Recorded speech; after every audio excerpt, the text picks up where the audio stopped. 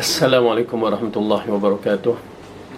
Innal hamdalillah nahmaduhu wa nasta'inuhu wa nastaghfiruh wa na'udzu billahi min shururi anfusina wa min sayyiati a'malina. May yahdihillahu fala mudilla lahu wa may yudlil fala hadiya lahu. Asyhadu an la ilaha illallah wahdahu la syarika lah wa asyhadu anna Muhammadan 'abduhu wa rasuluhu amma ba'du. Fa inna khairal kalami kalamullah wa khairal huda huda Muhammadin sallallahu alaihi wasallam. وشر الأمور محدثاتها وكل محدثة بدعة وكل بدعة ضلالة وكل ضلالة في النار. Alhamdulillah, kita rafakkan syukur kita kepada Allah Subhanahu Wa Taala yang mengumpulkan kita semula pada hari ini, yang berikan kita kekuatan dan kesihatan untuk hadir dalam majlis ilmu, dan kita mengharapkan dengan kehadiran kita dalam majlis yang begini menepati seperti mana hadis yang dikatakan oleh Rasulullah sallallahu alaihi wasallam, man salaka tariqan yaltabasu fihi ilman sahhalallahu lahu tariqan ilal jannah. Barang siapa yang berusaha untuk datang mencari ilmu, maka Allah akan permudah baginya jalan ke syurga. Dan mudah-mudahan Allah memudahkan kita semua. Amin ya rabbal alamin. Alhamdulillah, kita masih lagi membicarakan beberapa perkara yang berkaitan dengan kesan hati kita bila kita melakukan maksiat. Maka berwaspadalah kerana kedudukan hati yang begitu istimewa dalam tubuh badan manusia, kedudukan hati yang begitu tinggi, yang mana ianya merupakan satu perkara, satu tempat yang menentukan antara ahli syurga ataupun ahli neraka. Dengan arti kata lain bahawa i'tiqad yang dianuti oleh manusia ini semuanya bergantung pada hati. Bagaimana kedudukan i'tiqad dia. Oleh kerana itu kita bersihkan hati kita dengan sebaik-baik mungkin, terutamanya najis ataupun kekotoran-kekotoran yang besar yang berkaitan dengan hablum minallah, hubungan kita dengan Allah, seharusnya dijaga. Lepas tu kita bersihkan dengan diri kita dengan sifat-sifat yang terpuji, yakni sifat mahmudah, dan jauhkan sifat mazmumah, sifat yang tercela. Maka insya-Allah ya, Allah akan berikan kita jalan yang terbaik untuk kita memasuki syurga. Tuan-tuan dan perempuan, jalan untuk memasuki syurga bergantung kepada hati yang bersih, hati yang mengikut petunjuk Allah. Maka hati ini seolah-olah ianya adalah cahaya ataupun torchlight di malam hari untuk menunjukkan jalan-jalan. Kalau cantik torchlight, teranglah kita. Kalau tak, maka teraba-rabalah kita. Na'udzubillah, yang kita khawatiri perjalanan kita berhadapan dengan gangguan-gangguan ini boleh menyebabkan kita terpesong dari jalan yang lurus pergi ke jalan yang terpesong dari kebenaran, yakni neraka. Na'udzubillah min zalik. Maka kita sambung balik pelajaran kita, muka surat 171, dampak yang diakibatkan oleh syirik. Jadi kesan syirik berada dalam tubuh badan manusia, yakni keyakinan, kepercayaan dia, maka kesannya adalah satu kesan yang berbahaya, kesan yang negatif, kesan yang boleh merosakkan segala-galanya. Sudah tentu orang yang jahil ini, yang zalim ini, yang jahil adalah orang yang tidak mengenal hakikat pencipta. Walaupun nampak dia seperti orang yang educated, terpelajar, tetapi jika dia tidak pernah mengenali pencipta, maka dia kategori jahil. Mereka itu terjebak dalam kezaliman diri mereka sendiri. Okey, kejahilan mereka itu menyebabkan mereka tidak kenal pencipta. Dengan arti kata lain, mereka itu, maaf kata, bodoh. Jadi na'udzubillah min zalik. Kecerdikan mereka dalam urusan dunia, tetapi kecerdikan dalam urusan akhirat, urusan pencipta mereka, bagaimana mereka tak boleh kenal. Ya. Jadi dalam bab ini kita sambung balik selepas ayat Quran yu'adzibul munafiqin wa yu'adzibal munafiqin. Allah tidak pernah mengumpulkan ancaman dan seksa kepada seseorang pun menyamai ancaman dan seksa yang dikumpulkan kepada orang-orang musyrikin. Kerana sesungguhnya mereka telah berprasangka buruk kepada Allah sehingga mereka menyekutukannya. Jika mereka berbaik sangka kepada Allah, tentulah mereka akan benar-benar mengesakannya.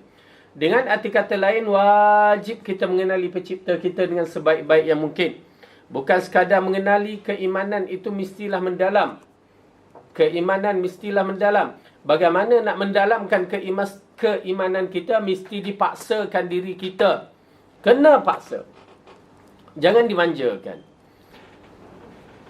Macam mana kita waktu kecil-kecil dulu, mak ayah paksa kita nak belajar, begitulah kena paksa. Dipaksa. Kalau tak, sampai ketua kita tak reti nak masak, tak reti nak buat kerja, ya, kesan dari paksa itulah maka kita dapat kebaikan yang banyak. Kalau kita misalnya nak pergi kuruskan badan, kena paksa ke tak? Kita yang kena paksa diri kita. Yang gemuknya, yang besarnya kita. Ya, jadi kena paksa lah. Maka kita akan ikut. Kerana kita nak, betul tak? Kita nak badan kita kurus, ramping ala. Ya, ala kulihal. Nak menceritakan, kita akan ikut guideline yang ditetapkan oleh orang yang nak nguruskan kita untuk jadikan kurus. Alhamdulillah, kita pun ikut. Lepas tu, jadi tak jadi, itu nombor 2 lah. Ya, kalau semangat kuat, jadi biasanya. Tapi kalau semangat tak kuat, tak jadi. Begitu juga dalam masalah keimanan, kena paksa. Kena paksa diri kita mentaati Allah. Itu pasal yang saya katakan, solat menentukan segala-gala siri amalan kita. Kalau kita bila dengar azan tu kita lewat, itu maksudnya kita tak pernah paksa diri kita. Paksa dengar azan bertindak, solat.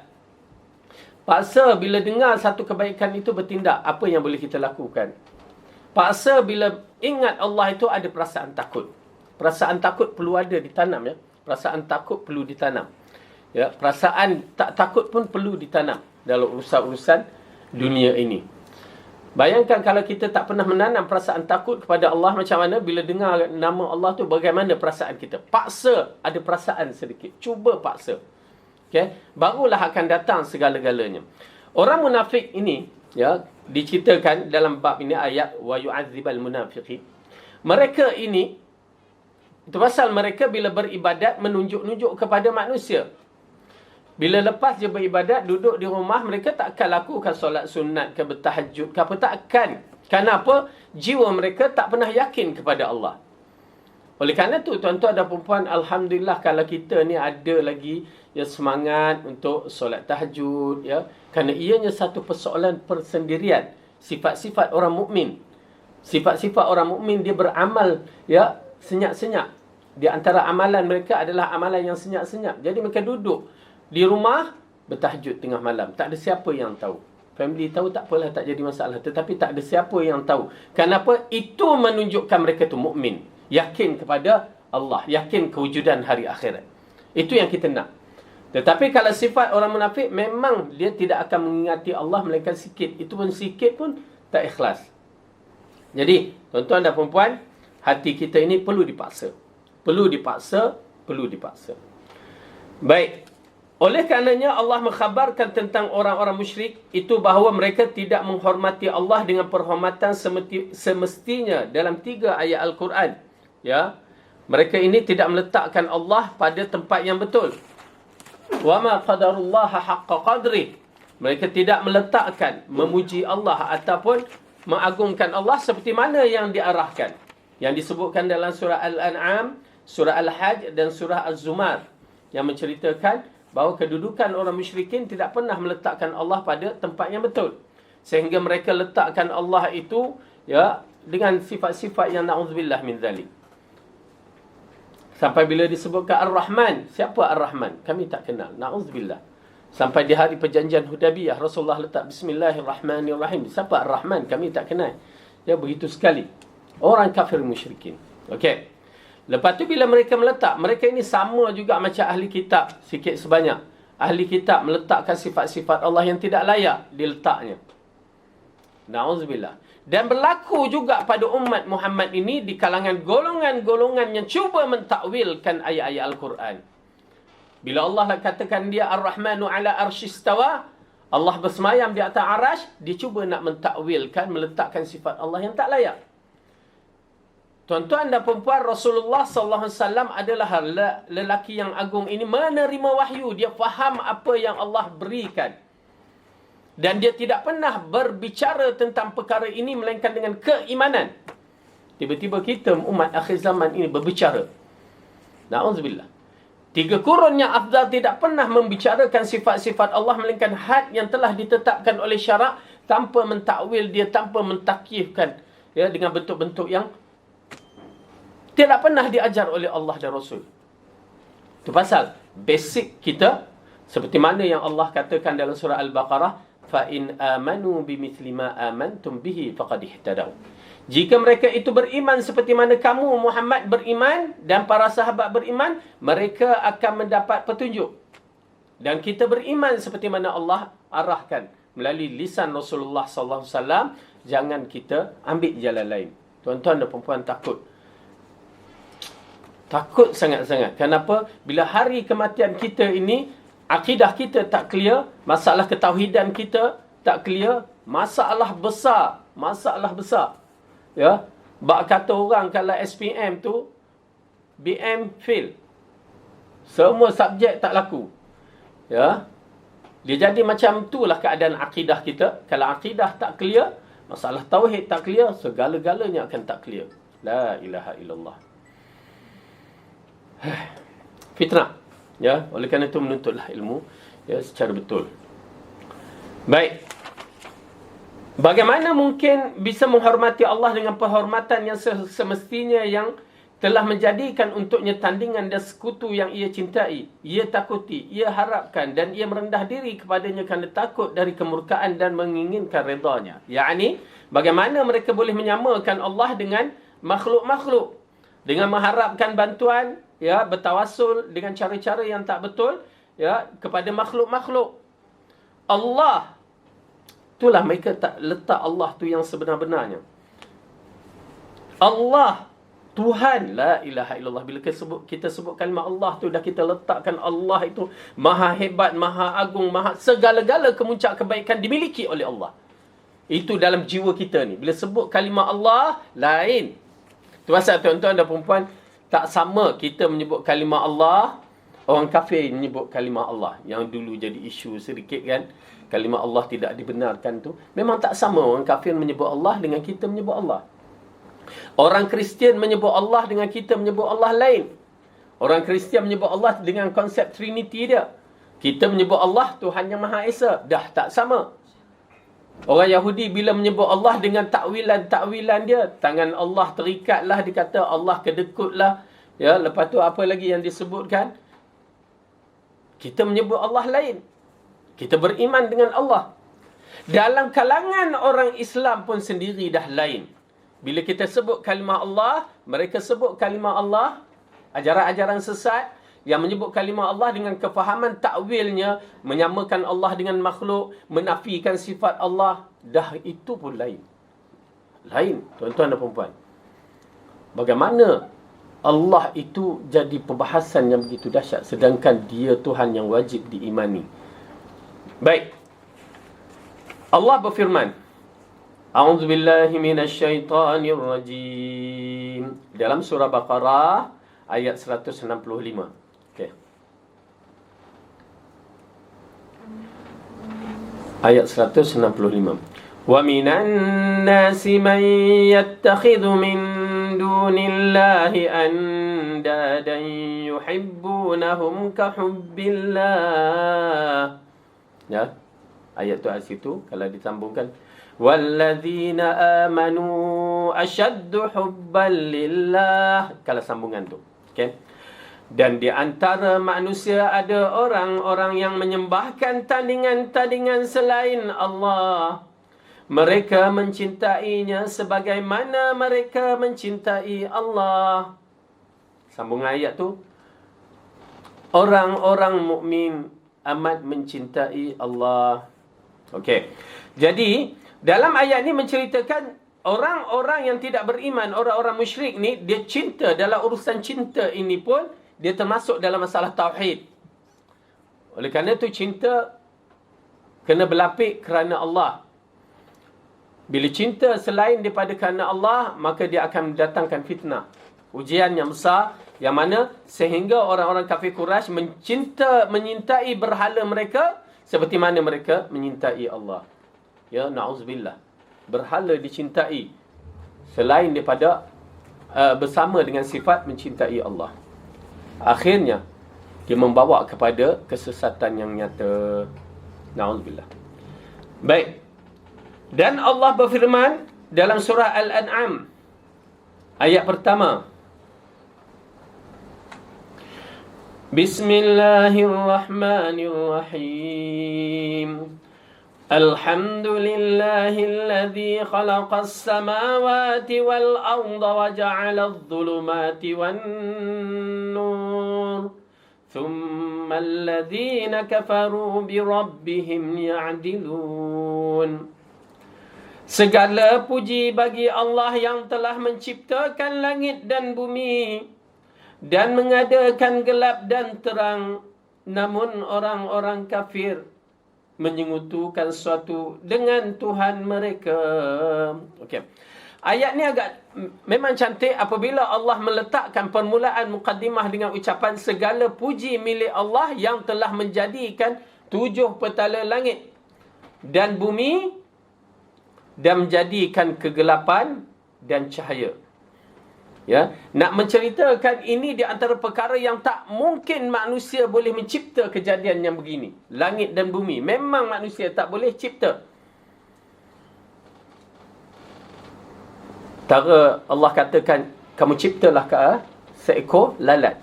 Pun kita tak mampu. Lalat tu pun kita tak mampu. Bahkan dikatakan, cuba kamu belahkan buah itu, yani bagaimana buah itu terbelah dan mengeluarkan menjadi biji itu menjadi pokok. Kita tak mampu nak melakukannya. Okey. Jadi Allah telah menerangkan pada mukaddimahnya segala puji milik Allah. Segala kebaikan-kebaikan hanya milik Allah. Pujian yang agung-agung semua milik Allah yang telah mencipta 7 petala langit dan bumi. Bagi tak ada siapa yang boleh cipta. Lalu di akhir ayat tu Allah kata apa? Thumma alladhina kafaru bi rabbihim ya'dilun. Kemudian orang-orang kafir menyamakan Allah dengan makhluk, yakni dengan selain daripadanya, yakni orang syirik. Bi rabbihim, kalimah Rabb diletakkan di situ. Tuan-tuan dan puan-puan, itu pasal bila kita dalam kalimah bahasa Arab ni, dia lain disebut Rabb. Kita sebut Tuhan. Ilah, Tuhan, kan? Sama aja. Tetapi bagi orang yang faham kalimah Rabb ini, inilah datangnya konsep rububiyah.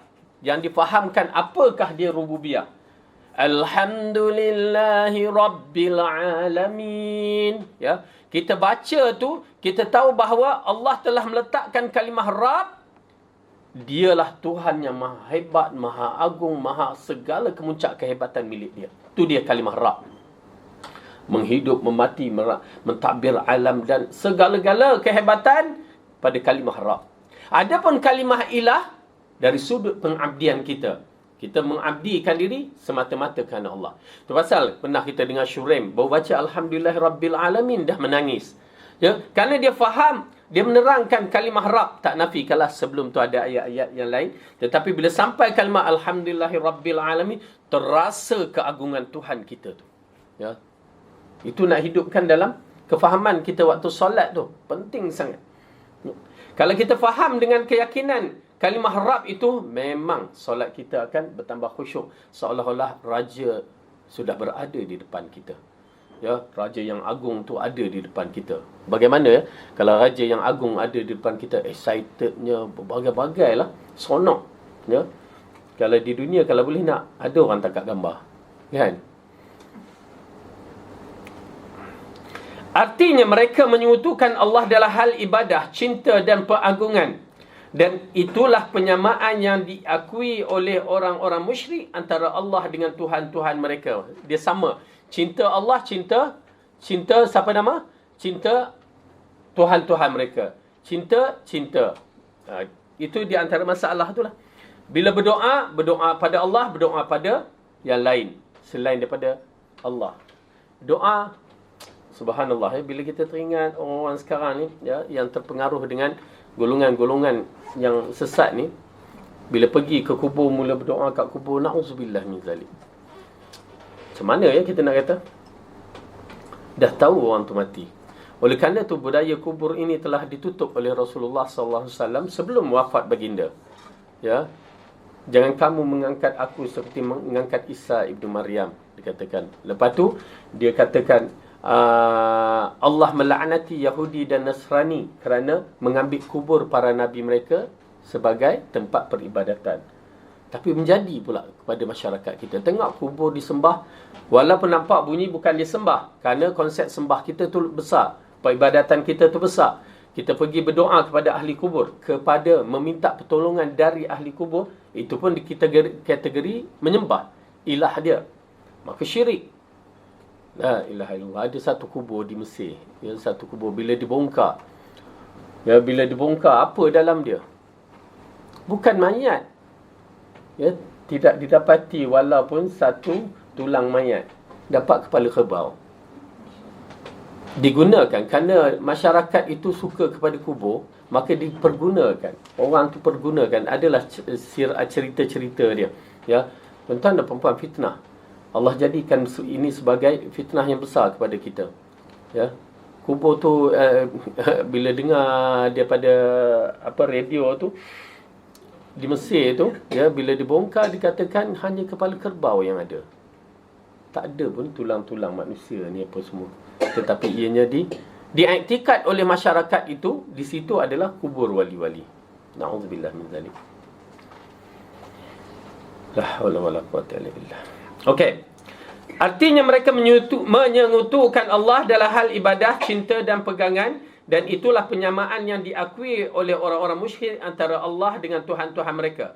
Mereka mengetahui saat berada di dalam neraka bahawa hal itu adalah sesuatu yang sesat dan batil. Kemudian mereka berkata kepada Tuhan-Tuhan mereka, sedangkan mereka berada di dalam neraka bersama Tuhan-Tuhan mereka. Dalam surah Asy-Syu'ara. Cuba buka surah Asy-Syu'ara. Surah Asy-Syu'ara, surah yang ke 26.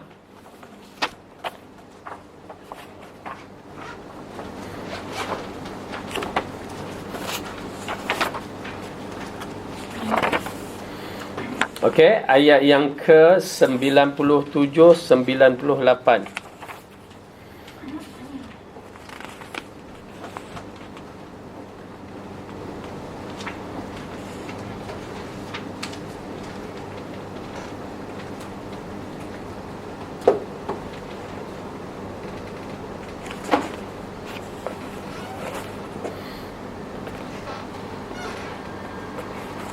Okey. Jumpa? Kita ambil ayat.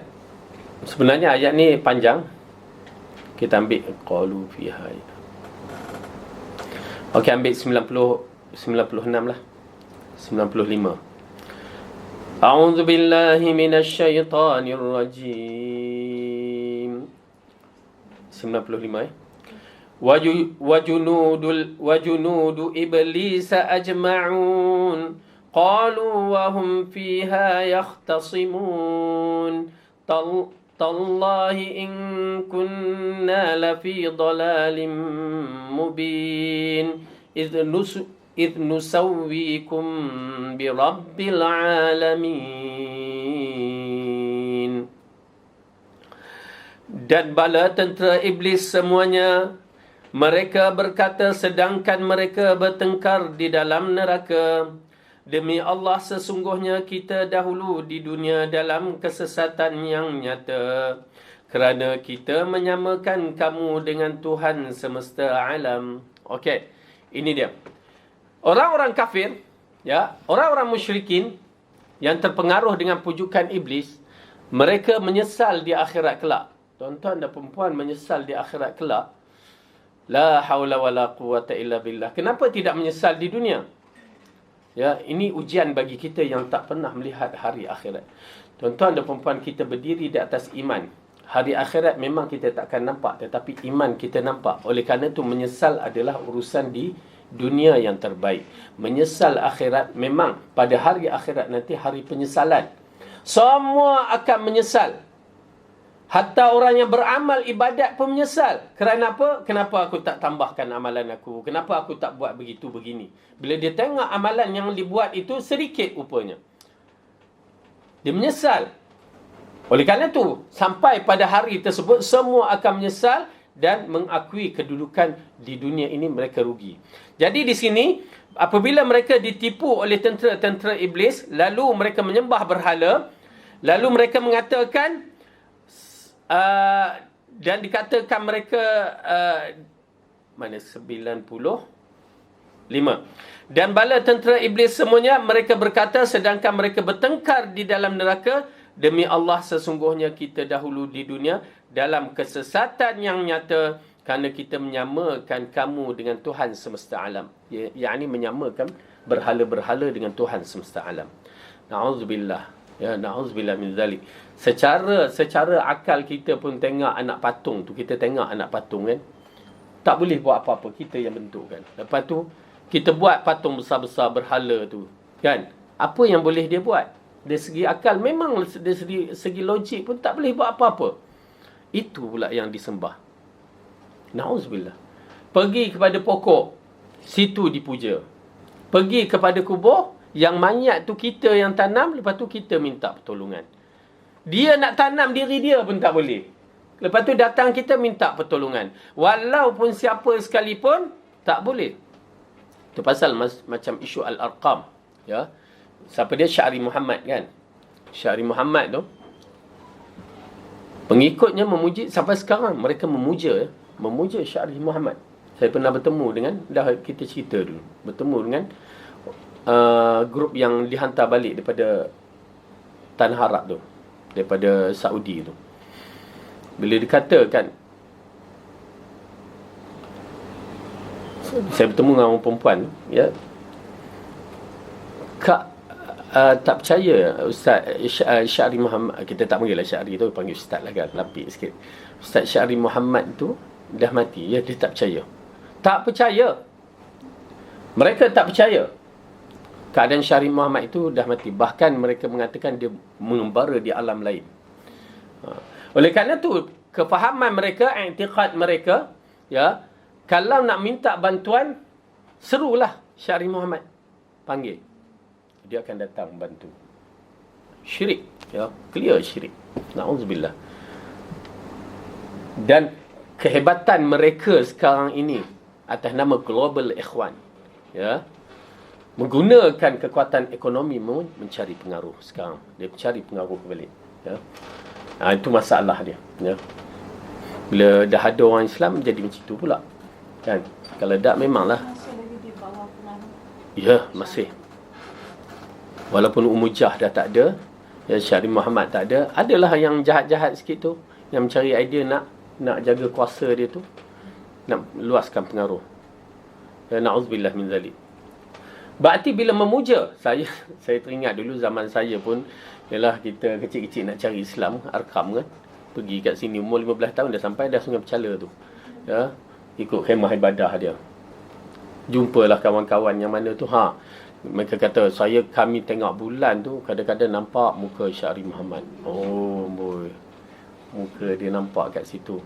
Lepas tu waktu pergi Pakistan, mereka pandai publicity mereka, ya, dan cari pengaruh, dan persembahan apa yang mereka bawa tu menarik, memang tak nafikan. Okey.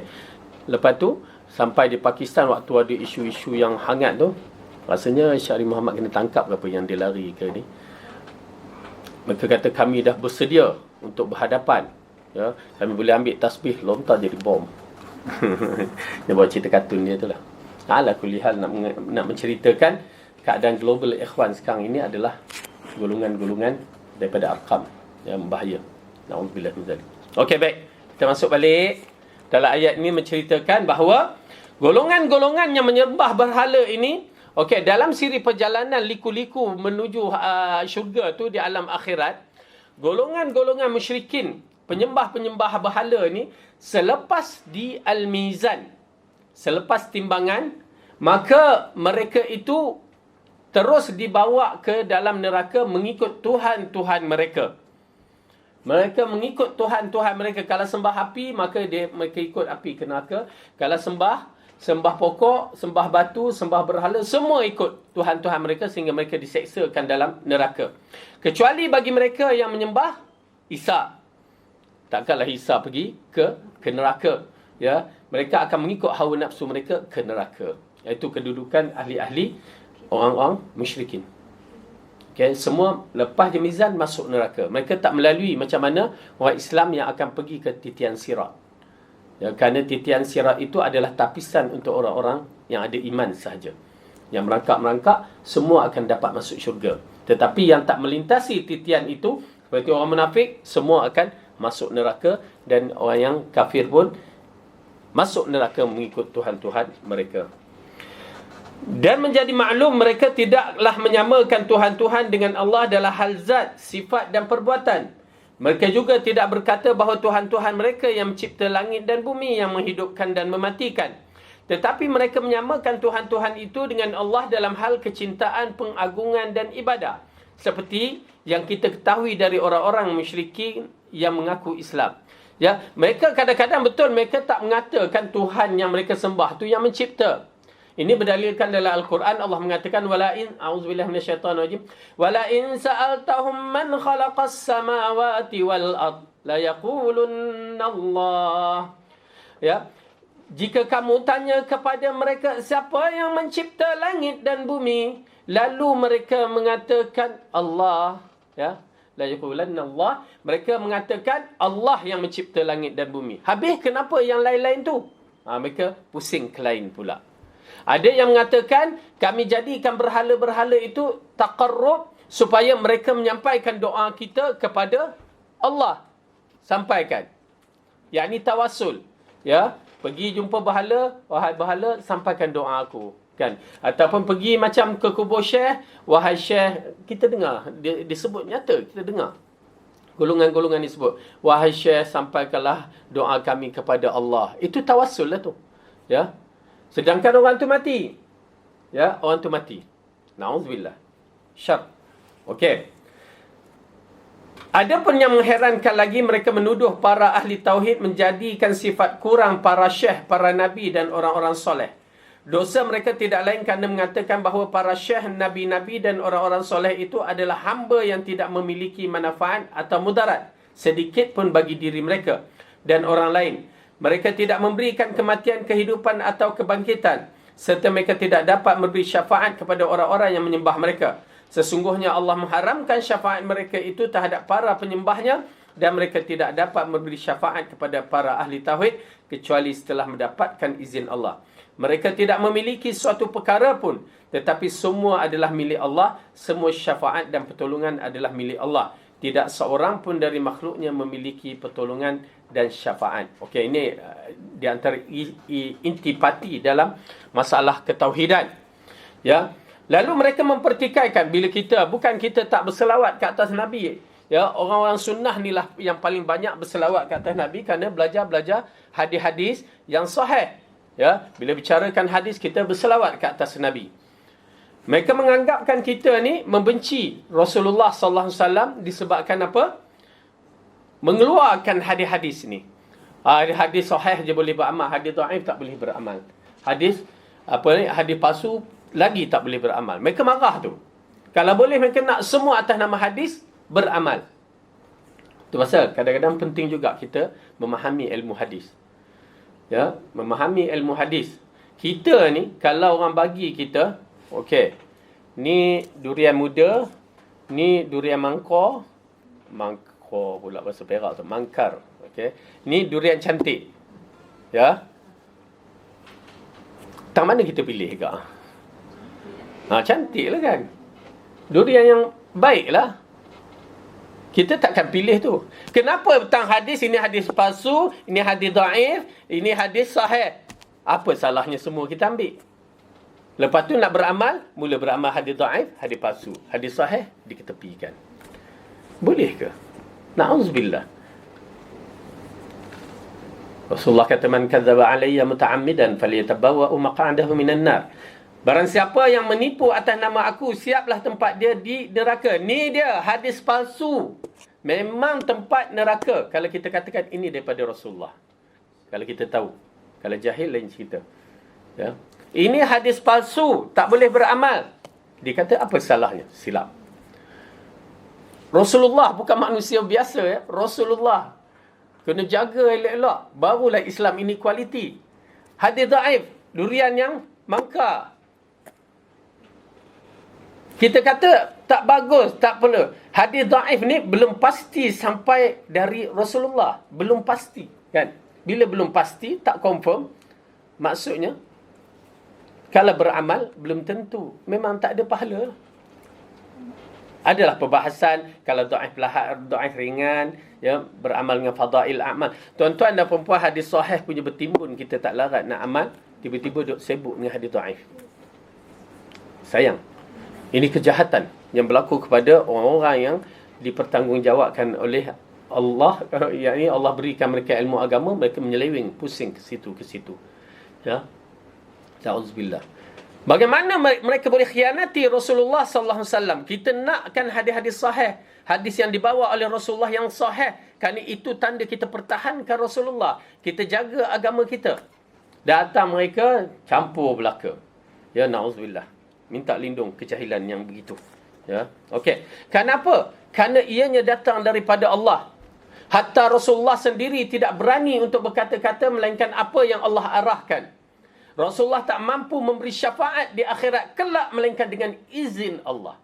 Tiba-tiba kita minta syafaat pada Rasulullah sedangkan dia dah wafat. Rasulullah kata nak syafaat cara lain. Berselawat kepadanya. Yang penting jaga akidah tu dan berselawat kepadanya dan beramal mengikut cara jalannya.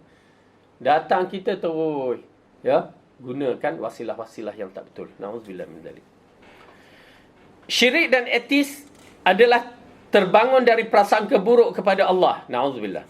Oleh karenanya Ibrahim, imam orang-orang yang lurus, berkata kepada para musuhnya dari golongan-golongan orang musyrikin, apakah kalian menghendaki sembahan-sembahan selain Allah dengan jalan berbohong? Maka apakah anggapan kalian terhadap Tuhan semesta alam? Ya, subhanallah.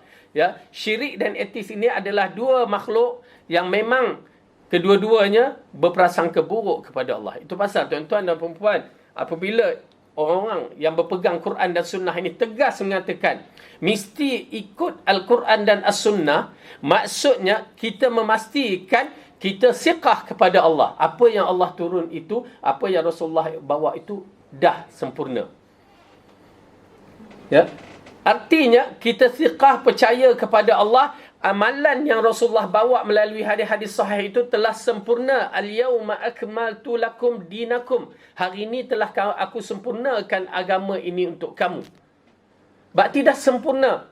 Dah sempurna, jangan tokok tambah, jangan kurangkan. Itu kaedah dia. Kalau kurang, reject. Kalau tambah, reject juga. Itu memang dalam barang-barang yang berkualiti begitu, kan? Ya, saya ingat Toyota pernah tarik disebabkan pedal minyak ke brake, ya, yang menyebabkan satu pelanggaran, terus ditarik seluruh dunia. Kenapa? Kualiti. Hanya satu kesilapan. Baju-baju yang rejected, kita tengok baju Masya Allah, kan? Jenama dia jenama yang mahal. Tiba-tiba, kenapa murah? Kan? Sebab ada masalah. Ditolak. Itu barang-barang dunia. Agama tiba-tiba, alah apa salahnya kita tambah sikit, kurang sikit. Na'udzubillah, syar. Ya. Kita menjadikan kita tak percaya kepada Allah. Kita tak percaya kepada Rasulullah, seolah-olah Rasulullah tak menghantarkan risalah dengan baik. Seolah-olah Allah tidak sempurnakan risalah yang diberikan kepada Rasulullah. Pengkhianat kita. Itu pasal ahli bid'ah berbahaya. Berselindung di balik agama dengan menambah amalan dan mengurangkan amalan. Lepas tu dia tokoh, aku bermimpi dengan Rasulullah. Rasulullah ajak zikir begitu begini. Na'udzubillah, syar. Ya. Itu pasal tuan-tuan dan perempuan ahli bid'ah, orang yang menambah dan mengurangkan agama kita ini, mereka berprasangka buruk terhadap Rasulullah dan terhadap Allah. Seolah-olah Rasulullah tidak menyampaikan risalah dengan sempurna. Seolah-olah Allah tidak turunkan. Dia jadi macam orang Syiah pula. Ya. Allah salah berikan kepada Jibril, Jibril salah bagi kepada Muhammad. Dia tak bagi kepada Ali. Dia jadi menyalahkan begitu. Habis siapa yang betul? Bermula daripada bangau. Siapa yang betul? Kenapa bangau tu kurus, lepas tu salahkan ikan, salah, itulah manusia. Ya, na'udzubillah, dia mencari kesalahan dan kelemahan. Na'udzubillah. Baik. Syirik tadi, apabila Nabi Ibrahim bertembung dengan kaum dia, memang Nabi Ibrahim adalah ummah. Ibrahim bukan sebarang manusia. Dia lelaki yang hebat. Bayangkan, di saat-saat orang kafir dikelilingnya, dia seorang je yang beriman. Ui, bukan senang. Kita baru tara datang majlis-majlis tertentu, ya. Kaum keluarga dah kita tergoncang, ya. Baru je nak duduk kat dapur. Marilah kat sini. Terpaksa kan. Nak jaga hati. Bukan senang. Saya tahu bukan senang. Tak apalah. Peringkat awal. Walaupun makna ayat itu adalah apa anggapan kalian terhadap Tuhan tentang apa yang akan dilakukan dan dibalaskannya terhadapmu. Sementara kalian telah menyembah Tuhan lain selainnya dan kalian menjadikan tandingan baginya. Namun kalian juga akan mendapat ancaman. Apa anggapan buruk kalian terhadap Tuhan sehingga kalian menyembah yang lain di samping menyembah Allah. Ya, kaum kafir ini, kaum musyrikin di zaman Nabi Ibrahim, mereka ada memahami bahawa ada Tuhan pencipta. Ya. Tetapi dalam masa yang sama mereka menyembah Tuhan yang lain. Itu yang jadi masalahnya. Macam Arab musyrikin pada ketika zaman Rasulullah, mereka percaya kewujudan Allah, tapi mereka nak Tuhan-Tuhan yang lain. Macam golongan Hindu juga, mereka percaya adanya satu Tuhan yang besar, tetapi nak juga Tuhan-Tuhan yang lain. Dan masyarakat Melayu kita pun, masyarakat kita ni pun hendak percaya kepada Allah, tapi dia mula cari asbab, dia kata. Dia cari sebab, cari buat yang baik. Dia mencari benda-benda yang syirik begitu. Na'udzubillah. Baik. Na'udzubillah. Sesungguhnya orang-orang musyrik ada kalanya mengira bahawa Allah memerlukan seseorang yang mengatur urusan alam semesta ini bersamanya. Ini dia, ya, pemikiran dia. Baik seorang menteri, pendukung dan pembantu, dia samakan Allah seperti manusia. Oleh kerana itu, tuan-tuan dan perempuan, ya, malaikat-malaikat yang diarahkan itu, ya, hanya sebagai ujian kepada kita. Jangan, itu pasal ada yang mengatakan, kalau saya beramal macam itu nanti malaikat tak tengok pula. Saya kata, Kak, orang yang tanya tu Kak, kita beramal bukan kerana malaikat, kita beramal kerana Allah. Kena betulkan tu. Persepsi kita mempercayai benda-benda yang Allah seolah memerlukan malaikat ni, malaikat. Allah tak perlu siapa pun. Itu akidah kita. Allah tidak memerlukan malaikat-malaikat walaupun satu. Kerana dia berkuasa. Tetapi dia jadikan semua malaikat-malaikat itu menunjukkan kekuasaannya satu, dan kedua menjadikan ujian kepada kita. Berdalilkan ujian ini apabila Allah jadikan malaikat-malaikat yang penanggung arash itu. Okey, misalan contoh, ya. Kita tengok dalam surah Al-Mudaththir.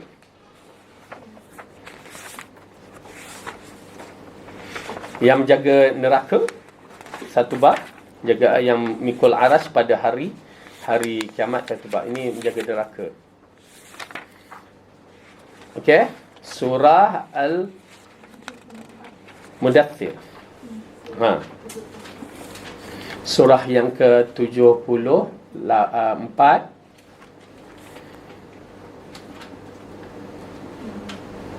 juzuk 29.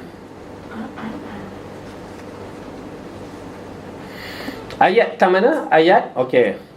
Kita ambil ayat yang ke-62. 62 pula. أعوذ بالله من الشيطان الرجيم سأصليه سقر وما أدراك ما سقر لا تبقي ولا تذر لواحة للبشر عليها 19 وما جعلنا أصحاب النار إلا ملائكة وما جعلنا عدتهم إلا فتنة للذين كفروا ليستيقن الذين أوتوا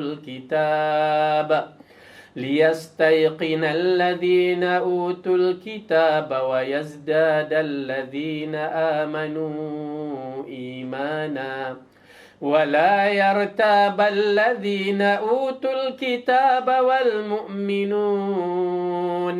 وَلِيَقُولَ الَّذِينَ فِي قُلُوبِهِم مَّرَضٌ وَالْكَافِرُونَ مَاذَا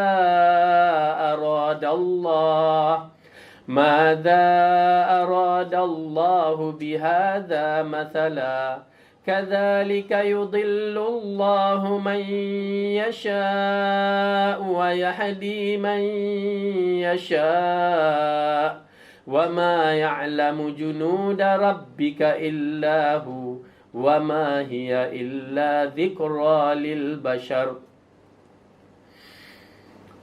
Aku akan masukkannya ke dalam neraka Saqar. Tahukah kamu apakah neraka Saqar itu? Saqar itu tidak meninggalkan dan tidak membiarkan. Neraka Saqar adalah pembakar kulit manusia. Di atasnya ada 19 malaikat penjaga. Okey? Ada berapa? Kenapa tak 20? Kita akan bertanya kan, kenapa 19? Langsamkanlah 20. Okey. Allah jadikan sebagai ujian. Hanya pada number malaikat Allah dah jadikan ujian. Okey? Ingat apa Allah kata?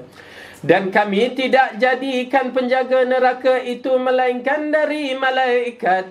Dan tidaklah kami jadikan bilangan mereka itu melainkan untuk jadi cubaan bagi orang-orang yang kafir. Supaya orang-orang yang diberikan Alkitab menjadi yakin. Dan supaya orang yang beriman bertambah imannya. Dan supaya orang yang diberi Alkitab dan orang mukmin itu tidak ragu-ragu. Dan orang-orang yang di dalam hati ada penyakit. Dan orang-orang kafir mengatakan, apakah yang dikehendaki oleh Allah dengan bilangan itu sebagai suatu perumpamaan? Demikianlah Allah menyesatkan orang yang dikehendakinya dan memberi petunjuk kepada siapa yang dikehendakinya. Dan tidak ada yang mengetahui tentera Tuhan melainkan Dia sendiri. Dan Saqar itu tidak lain hanyalah peringatan bagi manusia. Okey. Dalam ayat ni Allah meletakkan malaikat yang menjaga neraka tu ada 19. Kenapa tak 20 kalau kita? Ya, orang dah bicara ni zaman Rasulullah. Kenapa Allah letak 19? La ilaha illallah. Tuan-tuan dan perempuan, itulah iman. Bila Allah turunkan begitu, imanlah. Jangan bicara apa-apa. Dan Allah perincikan siapa yang mempertikaikan Al-Quran, siapa yang merasa ragu-ragu tentang hadis Rasulullah yang sahih, yang mula nak mempertikaikan, Allah cerita di akhir ayat tu, tidaklah orang yang mempertikaikan apa yang Allah turunkan, yakni bilangan malaikat itu, melainkan masalah hati dia yang berpenyakit. Dan hanya orang kafir yang mempertikaikannya. Dua golongan ini. Dengan arti kata lain, kalau kita mempertikaikan apa yang Allah turun, ada masalah hati kita. Yang masalahnya, penyakit hati ini dimiliki oleh orang munafik yang mempertikaikan ayat-ayat Allah. Orang-orang munafik je. Dan juga orang kafir. Okey? Jadi oleh kerana itu, tuan-tuan dan puan-puan, beriman. Malaikat. Pertama, asalnya Allah tidak memerlukan semua makhluk dia. Itu pertama. Termasuk malaikat ke, arash ke, apa pun, Allah tak memerlukan itu semua. Dan Allah jadikan ia sebagai ujian. Kita beriman. Tuan-tuan dan puan-puan, penting usul ini. Kita beriman tanpa ragu-ragu. Allah kata Ar-Rahmanu ala arsyistawa. Beriman tanpa ragu-ragu. Naik terus makam kita di sisi Allah. Kita beriman para malaikat yang Allah cerita hanya Allah yang mengetahui. Kita beriman. Dan kita hanya cinta, mengharap hanya kepada Allah. Dan berhati-hati lafaz-lafaz yang kita minta kepada para malaikat. Setengah orang apa? Simpang malaikat 44. Misalan. Pernah kita dengar orang tua kan? Apa maksud Allah Alam? Itu pasal bila kita sebut tu, berhati-hati. Takut. Ya, takut. Kadang-kadang orang minta malaikat selamatkan kita. Jangan. Ya. Dalam keadaan cemas, minta ada pertolongan dari malaikat. Jangan. Allah. Tengok dalam kisah Nabi Ibrahim, waktu hampir dicampak. Jibril datang nak bagi bantuan. Allah ada. Kan? Subhanallah. Kalau Jibril datang pun begitu sikap Nabi Ibrahim, dan begitulah sikap kita. Hanya Allah. Berhati-hati dalam lafaz-lafaz tu. Okey, baik. Maha suci Allah.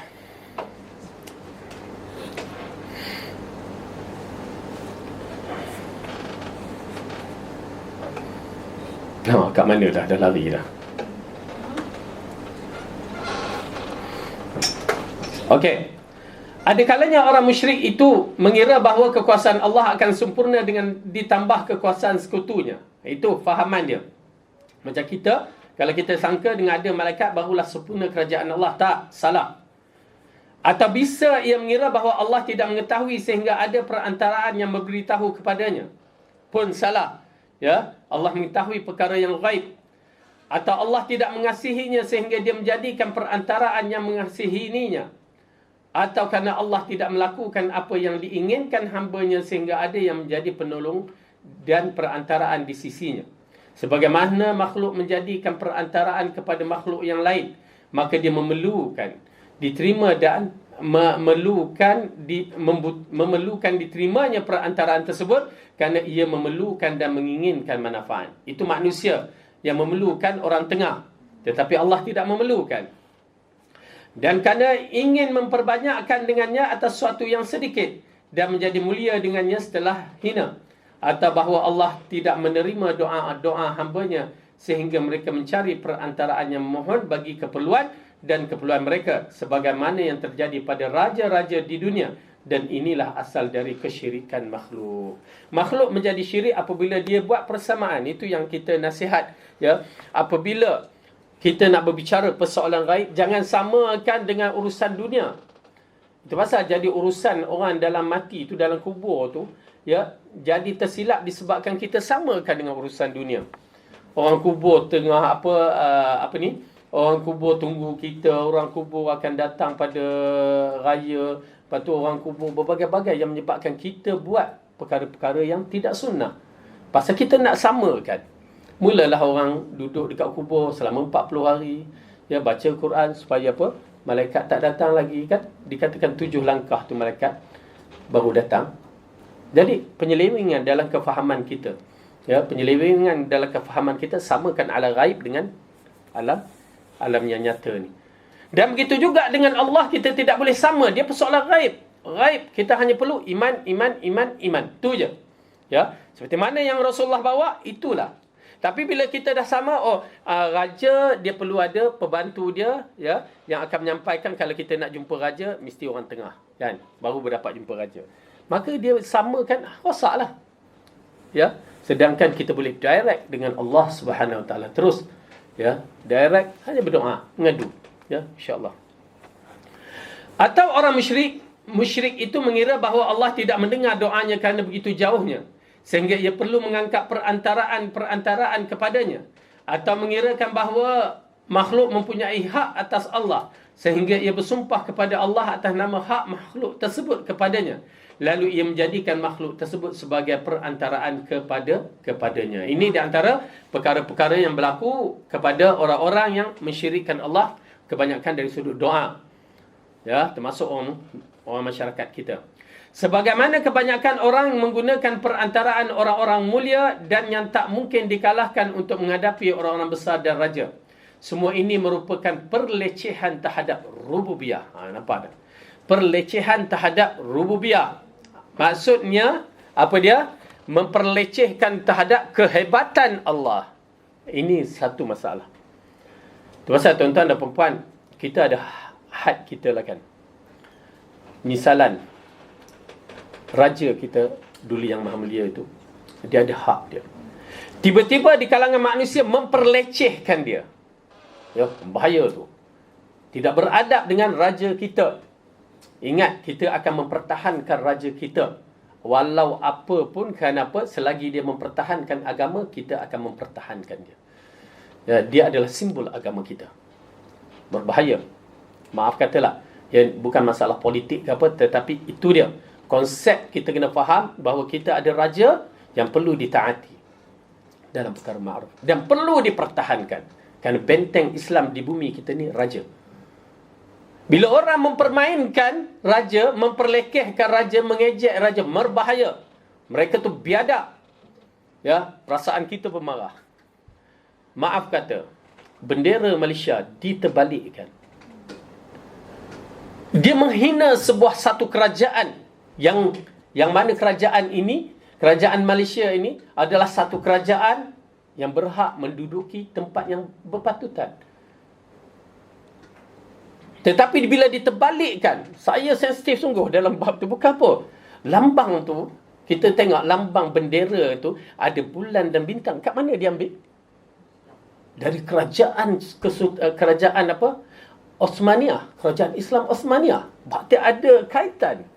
Tiba-tiba diterbalik, menghina kerajaan kita, menghina raja kita, satu benda yang salah. Kita kena hormat, kena agungkan kedudukan mereka. Itu pasal orang yang berpangkat, dalam kaedah syarak, kita perlu letakkan dia pada tempatnya. Kalau selalu kita panggil Kiyah, Me'ah kan, tiba-tiba dia dapat title, suami dia dapat title Datuk, dia pun Datin. Dah tak boleh nak panggil Me'ah. Alah Me'ah ni. Kan? Tak boleh dah. Kena panggil. Kerana penghormatan. Datin Me'ah. Lainlah pula. Kecuali kalau dia kata tak payahlah. Dah kita geng-geng. Tak payahlah panggil-panggil. Itu tak apa. Itu low profile. Cantik. Ya. Tetapi kita kena letak mereka pada pangkat yang diberi. Penghormatan. Kena. Itu pasal raja kena.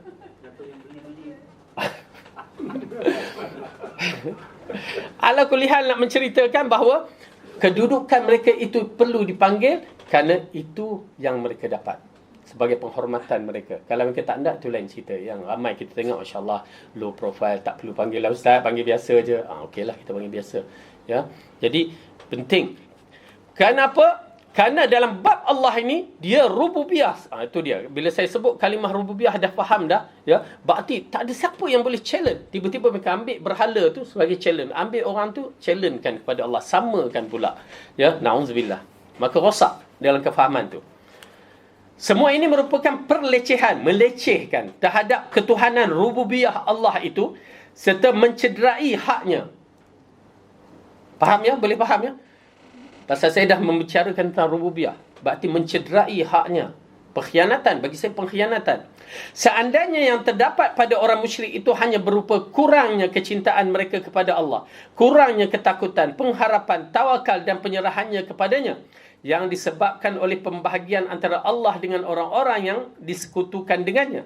Sehingga menjadi berkurang dan melemahkan keagungan, kecintaan, ketakutan dan pengharapannya kepada Allah. Disebab ia memalingkan sebahagian besar atau sebahagian kepada orang yang disembah selainnya, maka hal itu semua telah cukup menunjukkan kekejiannya. Berarti kalau sampai satu tahap kita nampak, ya, mereka syariat begini, mereka langgar syariat, berarti mereka tak mencintai Allah, mereka mencintai selain daripada Allah.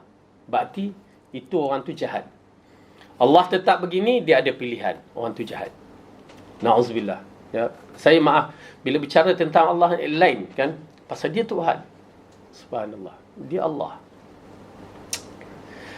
La haula wala quwata illa billah. Macam mana kita berbicara tentang ibu kita, kita jaga adab akhlak kita supaya orang tak hina ibu kita, kita tak menghina ibu kita. Ya, kita boleh faham dalam bab tu. Begitu juga Allah. Itu hak dia. Kita perlu tahankan. Kedudukannya maha agung ini, maha hebat, maha subhanallah, Allahu akbar. Astaghfirullah. Astaghfirullah. Baik. Jadi tuan-tuan dan puan-puan, hidupkan hati kita dengan mengagungkan Allah dengan sebenar-benarnya, meletakkan Allah pada tempat yang sebenar-benarnya. Baik, yang kelima. La haula wala quwata illa billah. Bid'ah dan syirik beriringan. Okey, bid'ah dan syirik beriringan. Kenapa? Kerana ianya memang satu perkara yang tak boleh dipisahkan dengan ahli bid'ah. Ahli bid'ah bila dia lakukan, dia akan datang masalah syirik. Na'udzubillah. Oleh kerana itu berbahaya. Jangan terjebak dalam masalah bid'ah. Alhamdulillah. Berdoa, bersyukur kepada Allah. Ya, pada Yayasan Ta'lim yang telah bagi manhaj yang betul pada ibu-ibu, ya, tuan-tuan dan perempuan. Syukur kepada Allah. Pada mana-mana markas sunnah, ya, yang bawa Quran dan sunnah ini. Kerana penting sangat supaya menyelamatkan kita terjebak daripada kelompok bid'ah yang boleh membawa kepada kerosakan akidah dan amalan. Ya, alhamdulillah.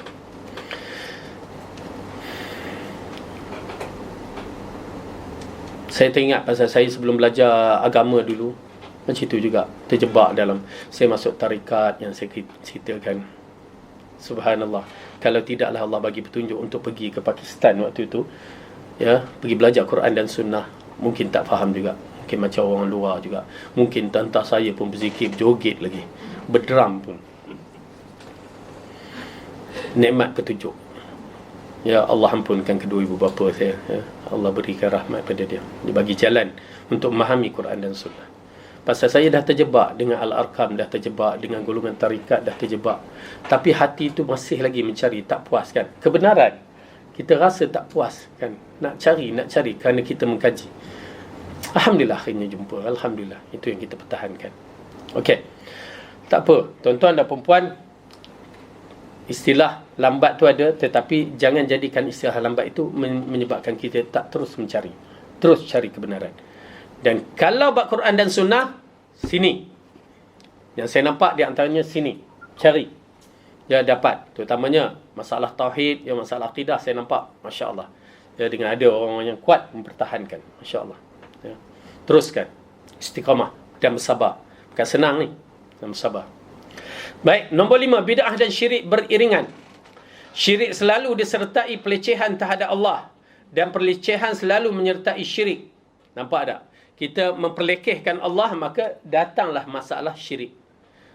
Oleh kerana itu, ahli bid'ah ini dia memperlecehkan Allah. Seolah-olah risalah tidak lengkap yang Allah turunkan. Maka di situlah datang perkara yang tak baik. Tidak mungkin tidak baik diakui ataupun oleh orang yang musyrik ataupun tidak. Oleh karenanya sesuai dengan maha terpuji Allah dan kesempurnaan rububiyah. Diulangkan balik. Kesempurnaan rububiyah. Saya beriman dengan kesempurnaan rububiyah Allah. Ya. Berarti kehebatan yang dimiliki oleh Allah, kemuncak kehebatan, yakni rububiyah. Ketuhanan dia tu. Yang bersifat maha segala-gala kehebatan tu. Allah tidak mengampuni dosa syirik. Dan Allah akan mengekalkan pelakunya di dalam seksa yang pedih. Serta menjadikan sebagai orang yang paling celaka. Kamu tidak mendapati seorang musyrik pun kecuali ia melecehkan Allah. Meskipun ia mengaku untuk mengagungkan Allah dengan perbuatannya. Sebagaimana kamu tidak mendapati seorang ahli bid'ah kecuali ia melecehkan Rasulullah sallallahu alaihi wasallam. Meskipun ia mengaku bahawa dengan bid'ahnya ia mengagungkan baginda. Okey, nampak ya? Faham? Apa maksudnya?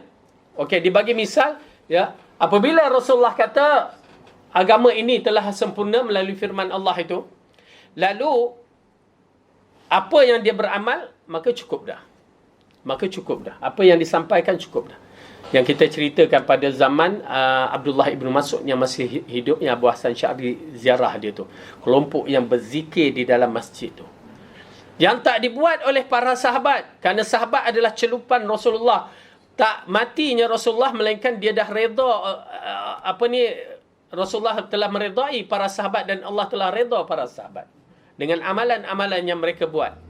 Okey? Jadi tiba-tiba golongan-golongan ni yang nampaknya beragama, yang berzikir pula, subhanallah, alhamdulillah juga, yang tak nampak tang mana bid'ah dia dari sudut lafaz, tetapi perbuatan dia menjadi bid'ah. Ya, nampak tak?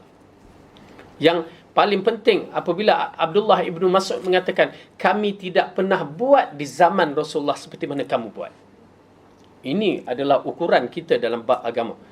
Ya, ahli bid'ah ini, itu pasal bila kita tengok zikir berjoget mereka tu, ya, Allah kan. Dah satu isu. Ada tak zaman Rasulullah buat? Tak ada. Berarti mereka mempelecehkan Rasulullah. Seolah-olah Rasulullah tak reti nak berzikir. Ya, lalu mereka buat. Oleh kerana tu dalam bab agama kena begitu teliti. Barang yang berkualiti begini yang Rasulullah menjaminkan, Allah menjaminkan syurga, kena jaga elok-elok. Tiba-tiba kita buat suka hati. Pasal tuan-tuan dan perempuan, bila bersampai dalam masalah-masalah ini, kalau kita tak serius, tak tegas, apa salahnya? Akan rosak agama kita. Ya, akan rosak. Baik. Nampak bunyi mereka mencintai Rasulullah. Kami mengadakan malam selawat akbar. Selawat apa ya? Berbagai selawat. Selawat perdana. Di Taman Tasik Perdana. Apa lagi? Okey, ala kulli hal, nak menceritakan bahawa amalan-amalan yang mereka buat itu konon atas nama Rasulullah, sebenarnya menipu Rasulullah, memperlecehkan Rasulullah sallallahu alaihi wasallam. Ia mendakwa bahawa bid'ah tersebut lebih baik daripada sunnah, bahkan lebih mendekati kebenaran. Dan terkadang juga ia mendakwa bahawa ia adalah pengikut sunnah. Ia melakukan kerana seorang yang bodoh dan taklid buta. Dan jika ia mengetahui tentang bid'ahnya, maka ia adalah musuh Allah dan Rasulnya. Tuan-tuan dan perempuan, nampak betapa hebatnya mereka mendakwa diri mereka mengikut Rasulullah, mengikut sunnah, sampai perkataan sunnah tu, ya. Tetapi mereka bukan pengikutnya. Yang paling penting dalam bab ini, ya, mereka tidak tahu tentang bid'ah yang mereka anuti. Ini masalah ahli bid'ah lain, ya. Dosa perbuatan ahli bid'ah ini yang menjadi hujah, ya, para ulama yang mengatakan ahli bid'ah ni dia buat dosa dalam agama, dia tak sedar. Dia ingat benda tu amalan soleh. Orang yang buat maksiat, pencuri, penzina, minum arak, dia tahu benda tu dosa. Itu pasal taubat ahli bid'ah, ya, dengan taubat ahli maksiat tu lain. Tapi kalau taubat ahli bid'ah biasanya takkan bertaubat pasal dia ingat benda tu betul. Dia dah yakin benda tu betul. Na'udzubillah. Tuan-tuan dan puan-puan, subhanallah, minta hidayah Allah. Minta hidayah Allah. Jangan biarkan, ya, jangan biarkan kita terjebak dalam benda-benda yang begini, ya. Itu yang berpunca daripada i'tiqad yang salah tu, dia menjadi segala-galanya salah, lepas tu dia tak bertaubat pula tu. Segelintir lah ahli-ahli bid'ah yang Allah bagi petunjuk itu yang mau bertaubat, masya-Allah, ya. Tetapi berapa ramai yang tidak bertaubat kerana mereka mempertahankan kefahaman mereka tu. Orang yang melecehkan adalah orang-orang yang rendah di sisi Allah dan Rasulnya. Mereka adalah para ahli syirik dan bid'ah, dan terutamanya orang yang membangun agama atas dasar firman Allah Subhanahu Wa Taala, atas dasar bahawa firman Allah dan sabdanya hanyalah dalil-dalil tekstual belaka. Yang ini dalil-dalil yang hanya sekadar dalil, tak perlu nak beramal ke, boleh tambah tokoh. Tidak mengharuskan adanya keyakinan, bahkan tidak memberikan keyakinan dan ilmu sama sekali. Wahai Allah, wahai orang muslimin, sesungguhnya tidak ada lagi sesuatu yang tertinggal dari bahagian keniscayaan dalam pelecehan ini. Seolah-olah memandangkan hadis Rasulullah tu, ya, zahir dan batin je. Ataupun tak apa, ya, kerana saya baru je berdebat dengan masalah tentang hadis-hadis dhaif palsu ni kan, sampai perbahasan tu tak berapa nak selesa, dia masih lagi mempertahankan kedudukan hadis-hadis dhaif tu, ya. Hadis sahih punya banyak, duk sibuk dengan hadis dhaif. Beramallah dengan hadis sahih, dah confirm kamu diterima oleh Allah, berbandingkan kamu dengan beramal dengan hadis dhaif yang tak ada, tak confirm, ya. Na'udzubillah. Jadi seperti memperlecehkan. Matan hadis dhaif itu boleh ditekan, tapi jangan disahihkan bermakna. Ya, dia kalau nak bicarakan hadis dhaif tu, pertama, sebaik-baik yang disebutkan fadail a'mal tu ialah hadis-hadis dhaif yang ringan. Tapi kita tak belajar, macam mana nak tahu ringan? Kalau tanya kilo apa tu, saya tahulah kan. Okey. Ringan dia tu maksudnya masalah yang kalau kuat hujah tu dia boleh naik tahap. Maksudnya kuat ahlul ilmu hadis lah yang bahaskan ni, dia boleh naik sampai tahap hasan. Okey, hasan li ghairihi paling kurang. Kemudian itu syarat dia. Dan kedua, bila kita menyampaikan perkataan tersebut, maka kita kena kata ini hadis dhaif. Ya, ini hadis dhaif. Jangan sebut Rasulullah terus, tapi ini hadis dhaif. Kena lapikkan perkataan tu. Dan yang ketiga, berkaitan dengan masalah hadis dhaif ni pun, ya, dia tidak boleh dipaksa dalam, dia tidak boleh masuk dalam bab-bab akidah. Bab-bab prinsip dia tak boleh masuk. Bab hukum hakam tak boleh. Ya. Adalah perbahasannya. Okay.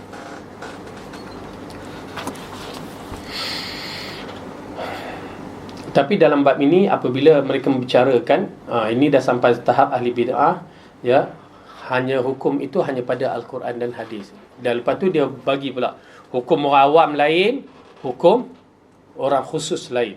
Itu dah tahap makrifat, hakikat, apa lagi, malaikat, semua tahap yang macam itu.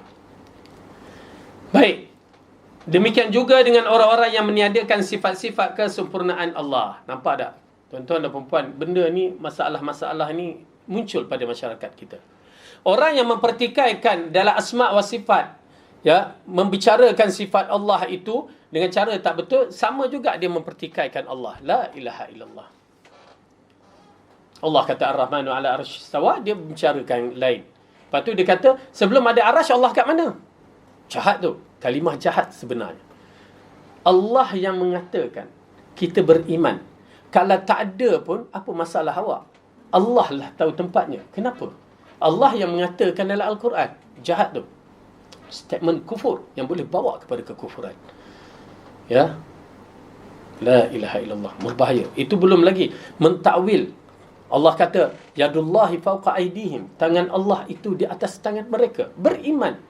Allah turun ke langit bumi. Beriman. Ya. Kenapa Allah melihat? Kan? Allah melihat. Kita beriman tak? Lepas tu, Allah melihat bukan dengan mata. Kan? Kita akan kata begitu. Bukan macam mata kita. Okey, kita beriman. Allah berkata-kata. Allah berkata-kata. Kita beriman Allah berkata-kata. Tapi bukan berkata-kata macam mulut kita. Kita beriman. Allah berkata. Allah mendengar. Ini semua adalah sifat 20 kan. Tetapi kenapa Allah bersemayam? Atas itu tak boleh. Kenapa tak? Kita beriman. Kerana Allah yang mengatakan dia bersemayam. Dahlah. Bersemayam yang layak bagi dia. Habis cerita. Melihat yang layak bagi dia. Mendengar yang layak bagi dia. Ya? Allah turun ke langit bumi yang layak bagi dia.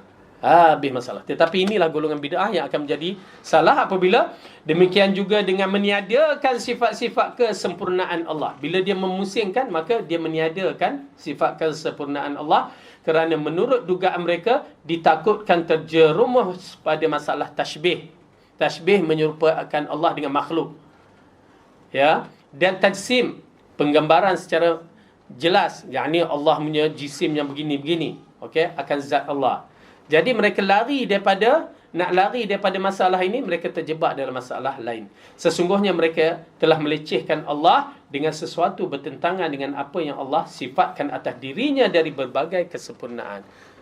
Maksud dia, mereka memperlecehkan Allah, sedangkan Allah menceritakan hal dia sebenar. Lari daripada masalah ni, akhirnya terjebak dalam masalah lain. Na'udzubillah min zalik. Berbahaya. Ya. Berlaku pada zaman satu pemerintahan. Tetapi di zaman itu zaman tabi'in, kalau tak salah, atau tabi'in. Apabila seorang khalifah,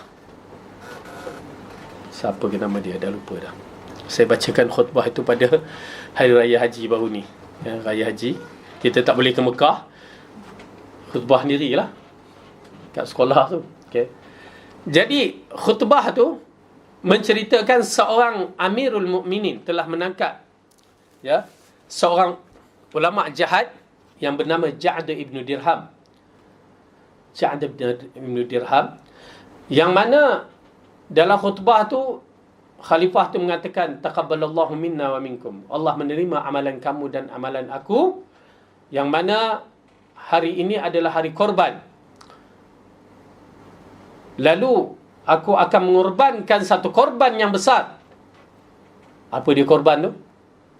Aku akan mengorbankan lelaki ini, Ja'd ibn Dirham, kerana dia telah mengatakan Allah tidak mengambil Ibrahim sebagai kekasih dan Allah tidak berkata-kata dengan Musa.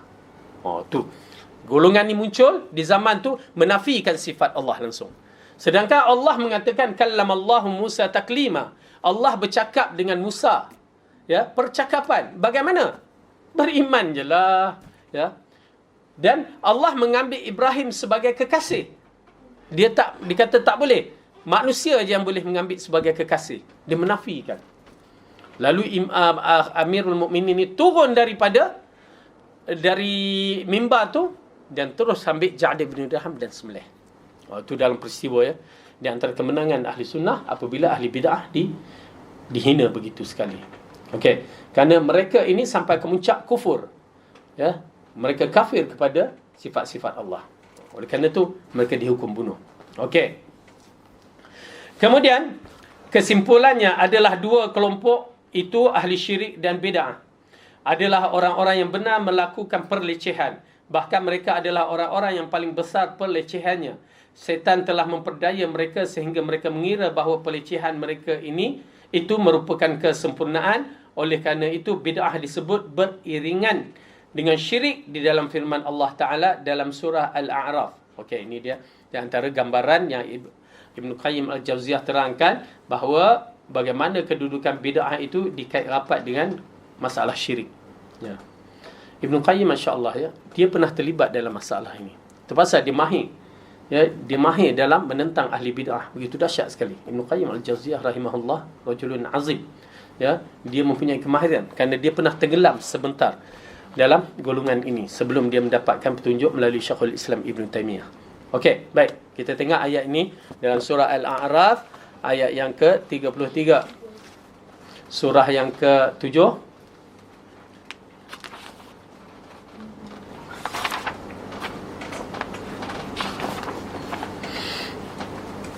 Juzuk ke-8. A'udzu billahi minasy syaithanir rajim.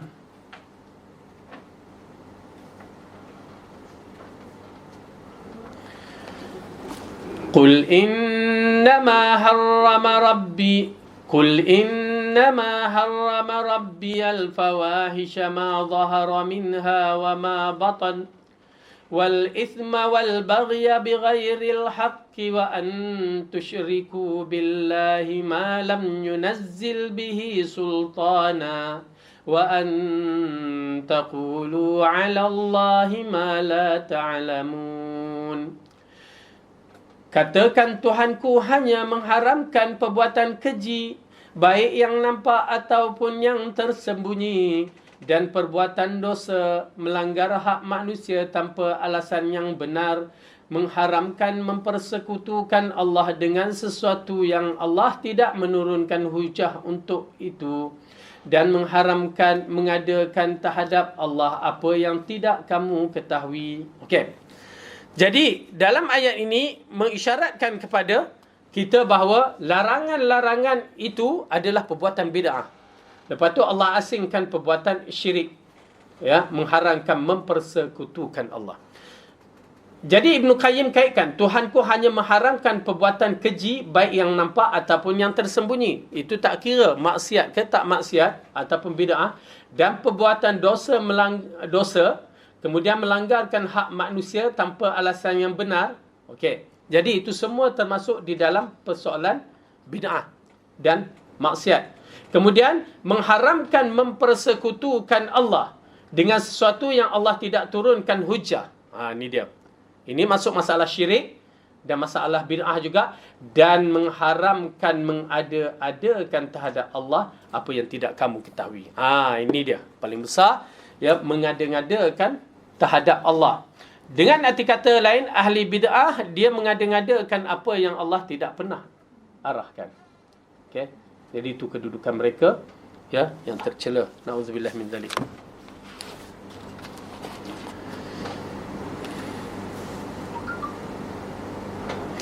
Jadi perbuatan dosa dan melanggar hak manusia adalah dua hal yang beriringan, sebagaimana beriringan perbuatan syirik dan bid'ah. Jadi perbuatan dosa dan melanggar hak manusia, ya, beriringan seperti mana iringan perbuatan syirik dan bid'ah. Jadi perbuatan syirik dan bid'ah ini dikait rapat dan tidak boleh dipisahkan. Dengan arti kata lain, tuan-tuan dan puan-puan, berhati-hati dengan syirik dan bid'ah. Kenapa? Bila dah terjebak dalam masalah bid'ah, maka kita terbuka dalam masalah syirik. Ya. Nauzubillah. Kita boleh lari daripada orang kafir dalam masalah syirik. Kita takkan sembah berhala tu. Kita takkan sembah api. Tetapi kita akan terjebak dalam masalah bid'ah dengan perbuatan syirik mereka. Akhirnya kita menyembah ahli kubur. Kita menyembah berbagai-bagai bentuk. Na'udzubillah. Tuan-tuan dan puan-puan boleh tengok kat YouTube apa yang mereka lakukan. Ya, penipuan demi penipuan. Penipuan. Yang macam mana masyarakat kita boleh percaya apabila dikatakan dia tengah zikir-zikir terdiam. Lalu tanya, kenapa Syekh diam? Nabi datang, kan? Nabi datang. Boleh percaya? Na'udzubillah. Nampak? Taksub telah terpahat dalam otak mereka. Itu belum lagi misalan yang masyhur cerita. Tok guru tu Maghrib kat sini, Isyak kat Mekah. Pernah dengar kan? Tuan-tuan dan perempuan, kat Mekah berapa beza jam sini dengan sana? Macam mana dia boleh solat isyak kat Mekah, kan? Lepas tu balik tengah malam, balik kejap je. Kan tak logik. Sana baru masuk asar. Tiba-tiba dia solat kat Mekah. Kan penipu namanya. Habis ditipu bulat-bulat atas nama Tok Wali. Itu pasal kita kadang-kadang bukan panggil wali songo, kan? Wali songel ke orang tu, kan? Penipuan. Jadi minta lindung kepada Allah, ya. Tuan-tuan dan puan-puan, minta lindung kepada Allah. Kerana saya dah terjebak, saya tahu keadaan ini, dan keluarga saya pun ada yang terjebak, kita tahu keadaan ini. Ya, na'udzubillah. Minta lindung kepada Allah. Mudah-mudahan Allah pelihara kita semua. Ada persoalan? Tanya. Kita stop kat sini. Last week saya ada tanya Ustaz, macam mana perbuatan yang mencederakan rububiyah tu. Itu soalan minggu lepas saya minta Ustaz bagi dia punya example. Kemudian lagi soalan baru ni saya dengar ada orang minta duit zakat dari mufti di Perak untuk bagi kepada orang kafir. Macam mana? Okey, kita jawab yang ni dulu. Berkaitan dengan zakat, kita tidak dinafikan pada kerajaan, kepada negara kita. Ada negeri-negeri, kan. Ala kulli hal kita menceritakan bahawa bila mereka itu dilantik sebagai amil, maka mereka itu yang mengagih-agihkan. Ala kulli hal. Tetapi kalau kita misalnya mahu membayarkan sendiri pun tak menjadi masalah, tapi dengan syarat kita faham pada siapa kita nak bagi. Asnaf yang 8 tu. Dan ada syarat-syaratnya, ketat sebenarnya syarat-syaratnya. Kadang-kadang kita tengok dia ni sekian miskin, kan. Saya katakanlah, tapi merokok. Agak-agak miskin merokok ke? Pasal apa? Bila sampai tahap dia miskin merokok, itu bukan tak layak bagi saya. Kenapa? Rokok tu berapa harga dia? Ya. Tak tahu. RM20. Itu paling murah. RM20. Mahal, kan? Pasal apa? RM2.60 1 kilo beras boleh dapat, yang boleh disuapkan pada anak-anaknya. Dan tiba-tiba dia merokok. Berarti dia tak reti nak managekan duit dia, maka tak layak terima zakat. Ya, bagi saya tak layak langsung kerana merokok. Yang kedua, yang ada esro kat rumah tu. Orang miskin ada esro. Kita yang berada ni pun tak pakai esro, kan? Pasal bukan sebab esro tu kena bayar. Puncanya pasal kena bayar. Itu menandakan dia tak reti nak manage. Itu dua orang ni memang saya takkan bagilah kalau zakat. Okey. Tetapi dalam isu yang dibangkitkan, sekarang masalah zakat kepada asnaf yang 8. Asnaf yang 8 yang diterangkan, di antaranya yang termasuk adalah mu'allafatil qulub. Mu'allafatil qulub ataupun kita disebutkan mu'allaf. Tetapi konsep kefahaman kita orang mu'allaf ni apa dia? Baru masuk Islam. Itu kefahaman kita. Tetapi tidak. Orang mu'allaf termasuk orang kafir yang hatinya cenderung pada Islam. Dia mungkin dah mula pakai baju kurung lah. Dia berkawan-kawan, setengah pelajar-pelajar kita, kan, pakai baju kurung, tak pakai tudung. Tapi kecenderungan, kadang-kadang dia solat. Hanya dia bukan, pasal saya pernah menyaksikan budak tu, ya. Dia solat. Kamu Islam, kan? Tak. Habis? Saja suka-suka. Berarti dia ada yang puasa. Berarti jenis-jenis yang itu dinamakan mu'allafatil qulub dalam istilah kita. Maka dia pun ada layak, ada kelayakan. Belum masuk Islam.